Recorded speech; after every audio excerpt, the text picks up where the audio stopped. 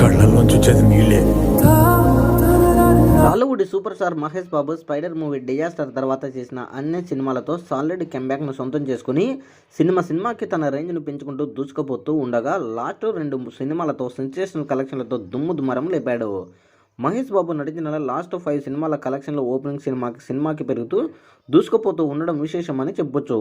ఇప్పుడు సంక్రాంతికి భారీ పోటీలో రిలీజ్ అవ్వడానికి సిద్ధమవుతున్న మహేష్ లేటెస్ట్ మూవీనే గుంటూరు కారం సినిమాతో మాస్ రచ్చ చేయబోతుండగా రీసెంట్ టైంలో మహేష్ బాబు నటించిన సినిమాల మొదటి రోజు తెలుగు రాష్ట్రాలలో ఓపెనింగ్స్ లెక్కలు మనం గమనిస్తే మటుకు సర్కారు వారపట చిత్రం మొదటి రోజు 36 కోట్లు వచ్చింది. సరిలేరు నీకెవరు 32.77 కోట్లు, మహర్షి వచ్చేసి 24 కోట్లు, భరత్ అనే నేను 23 కోట్లు, స్పైడరు 16 కోట్లు వచ్చింది.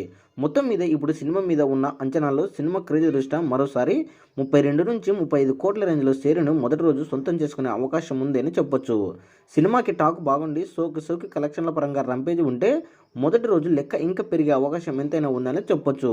ఇక మొదటి రోజు ఎలాంటి కలెక్షన్లు రాబడుతుందా అనేది మీరు కామెంట్ తెలియజేయండి. ఈ యొక్క చిత్రము 130 కోట్ల ప్రీ రిలీజ్ బిజినెస్ చేసినట్లు జరుగుతుంది.